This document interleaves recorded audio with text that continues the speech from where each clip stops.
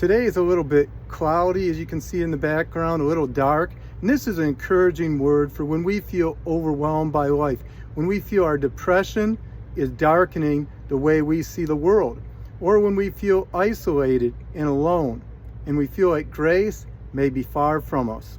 It's Psalm 69:33. The Lord hears the needy and does not despise those who are in captivity. And sometimes we feel like we're in captivity. In fact, Jeremiah was a prophet of the exiles. He was described as a prophet who was weeping.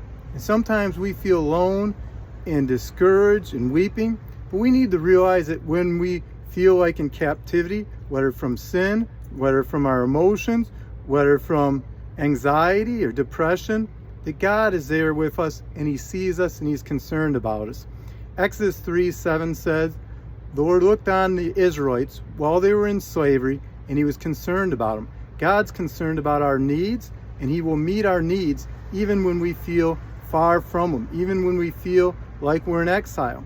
My senior year of high school, I was 3 months past the age limit to compete in high school athletics under Michigan High School Athletic Association due to being held back from autism. And my dad said this, he says, there's only one thing we can do, trust in God. Psalms 25:3 says, no one whose hope is in you will ever be put to shame. Pray and give it into God's hands. And that's what we did. And the Sunday after we prayed and gave it into God's hand, I was getting water baptized. And as I came out of the water on that Sunday, the pastor looked at me and says, I have a word from God for you. Joel 2:25 I saw when you came out of the water. I will repay the years that the locust eaten, the great locust, the young locust, the other locust, the locust swarm, my great army is sent among you. God's going to repay those years with blessing and give you a message to take to nations. And that day, a lawyer named Rick Landell took up my case.